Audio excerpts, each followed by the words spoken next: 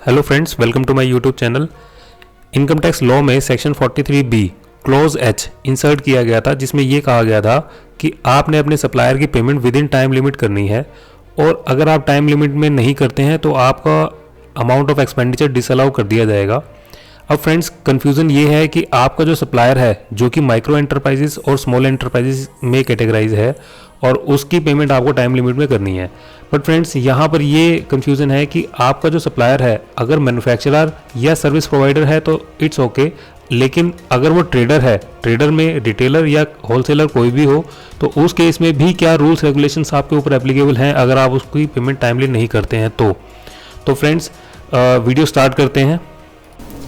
तो फ्रेंड्स, अब हम एक बार ये समझ लेते हैं कि इनकम टैक्स लॉ इस बारे में क्या कहता है। इनकम टैक्स लॉ ने यहाँ पर ये कहा कि any sum payable by the assessee to a micro or small enterprises beyond the time limit specified.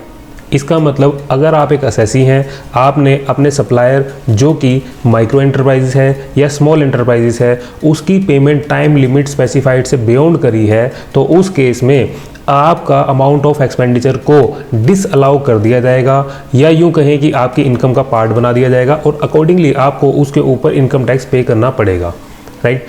तो फ्रेंड्स, एक बार क्विकली ये समझ लेते हैं कि what is micro enterprises, small enterprises and medium enterprises. और फ्रेंड्स, उससे भी पहले हमें एक बार ये समझ लेना चाहिए कि what is enterprises, right.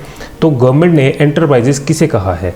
MSMED micro small medium enterprises development act 2006 में एंटरप्राइजेस को डिफाइन किया गया है। Enterprises means an industrial undertaking, business concern, other establishment engaged in the manufacture और प्रोडक्शन ऑफ गुड्स, यानी कि मैन्युफैक्चरर। और लास्ट में देखेंगे प्रोवाइडिंग और रेंडरिंग ऑफ एनी सर्विसेज और सर्विस, राइट, यानी सर्विस प्रोवाइडर। इसका मतलब ये हुआ कि एंटरप्राइजेस की डेफिनेशन में मैन्युफैक्चरर और सर्विस प्रोवाइडर को ही रखा गया है, ट्रेडर को इस एंटरप्राइजेस की डेफिनेशन से ही बाहर रखा गया है। और अब हम बात करते हैं micro enterprises, small enterprises, medium enterprises. इसका मतलब, अगर एक ट्रेडर एंटरप्राइजेस की डेफिनेशन से ही बाहर है, इसका तो वो माइक्रो, स्मॉल एंड मीडियम की डेफिनेशन में कवर नहीं हो सकता, राइट। तो फ्रेंड्स, थोड़ा सा और आगे बढ़ते हैं। अब हम एक बार क्विकली ये समझ लेते हैं कि micro, small and medium enterprise को किस बेस पे कैटेगराइज किया गया है। अगर investment in plant and machinery 1 crore से ज़्यादा नहीं है, प्लस, यानी ये दोनों ही कंडीशन साइमल्टेनियसली पूरी होनी चाहिए, एट द सेम टाइम दोनों कंडीशन फुलफिल होनी चाहिए। अगर investment in plant and machinery 1 crore से ज़्यादा नहीं है, टर्नओवर पर 5 करोड़ से ज़्यादा नहीं है, तो वो हुआ माइक्रो एंटरप्राइजेस।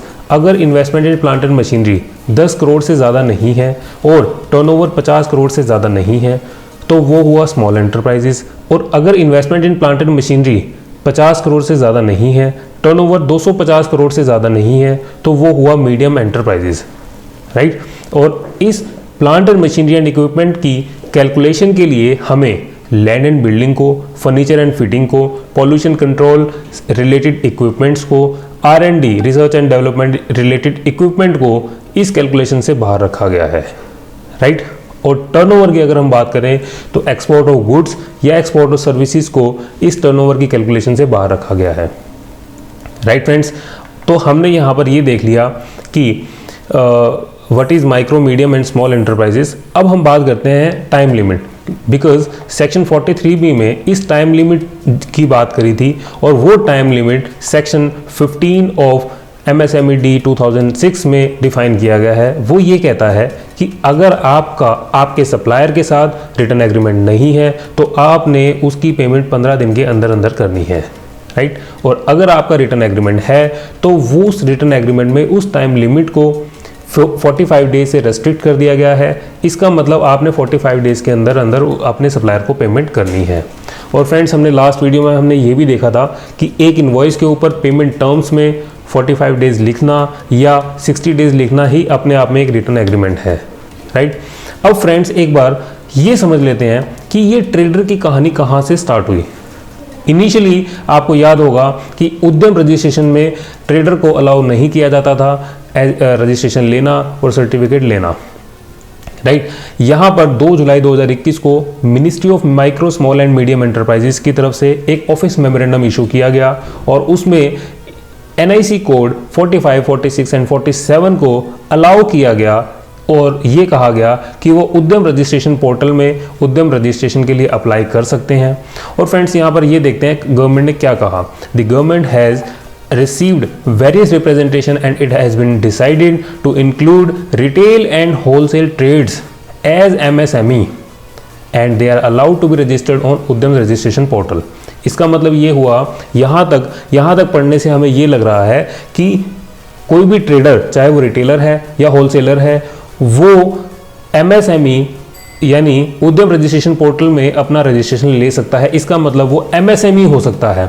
अगर वो MSME सेक्टर में आ गया तो इसका मतलब क्या वो एंटरप्राइजेस की डेफिनेशन में आ गया? The answer is no. Friends, एक बार इसे और डिटेल में समझते हैं, ये क्या कहना चाह रहा है।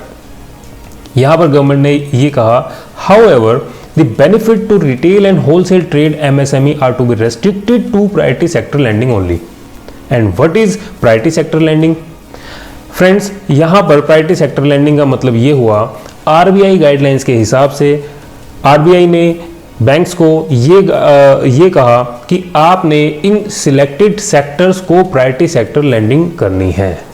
और उन सेक्टर्स में agriculture, education, export credit, housing and social infrastructure, renewable energy and micro, small and medium enterprises को ऐड किया है। इसका मतलब ये जो मेमोरेंडम इशू किया गया था, रिटेलर को, होलसेलर को उद्यम रजिस्ट्रेशन लेने के लिए, अप्लाई करने के लिए, वो सिर्फ और सिर्फ इस पर्पस के लिए किया गया था कि उनको बैंक की तरफ से जो लैंडिंग होती है उसमें इंटरेस्ट रेट में रिलैक्सेशन देने के लिए ही यहाँ पर किया गया था। इसके अलावा कुछ भी नहीं था।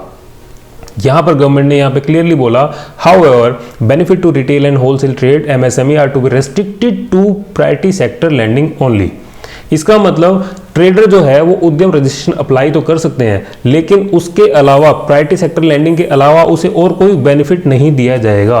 और इसे क्लैरिटी देने के लिए गवर्नमेंट ने 1 सितंबर 2021 को भी एक ऑफिस मेमोरेंडम और इशू किया और उसमें गवर्नमेंट ने यहाँ पर ये कहा, in this context some MSE FC have been approached by the trader to get the benefit of provision of delayed payment as per the MSMED Act 2006। Because friends, यहाँ पर आपको ध्यान होगा, MSME Act 2006 में ये कहा गया था कि अगर आप अपने सप्लायर की पेमेंट टाइम लिमिट में नहीं करते तो आपको बियॉन्ड टाइम लिमिट में जो बैंक का इंटरेस्ट रेट है उसका 3 गुना रेट ऑफ इंटरेस्ट के हिसाब से, राइट, अगर बैंक का 1% महीने का इंटरेस्ट है तो आपको 3% महीने के हिसाब से अपने सप्लायर को उस डिले पेमेंट के ऊपर इंटरेस्ट की पेमेंट करनी है और उस इंटरेस्ट अमाउंट को भी एसएससी की बुक्स ऑफ अकाउंट में डिसअलाउ किया गया है। राइट फ्रेंड्स, यहां पर MSME इस मेमोरेंडम में वो भी क्लियर किया गया है। It is clarified that as mentioned in the aforesaid Office Memorandum, the benefit to retail and wholesale trade MSME are restricted up to priority sector lending only, and any other benefit including the provision of delayed payment as per the MSMED 2006 are excluded. Hence traders जो है वो इस ambit से बाहर रखे गए हैं। और इसका अगर हम कंक्लूड करें, ट्रेडर को चाहे वो माइक्रो है, स्मॉल है, मीडियम है, वो सेक्शन 43B में कवर नहीं किया गया है। जैसे मीडियम एंटरप्राइजेस को इस सेक्शन से बाहर रखा गया है, वैसे ही ट्रेडर को, क्योंकि वो एंटरप्राइजेस की डेफिनेशन में ही नहीं आता, इसीलिए सेक्शन 43B इस ट्रेडर के ऊपर एप्लीकेबल नहीं होता।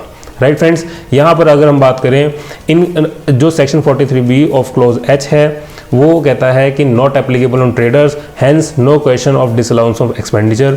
एंड यहाँ पर MSMED एक्ट 2006 की बात करें, no time limit applicable on traders and hence no question of interest on delayed payment arise.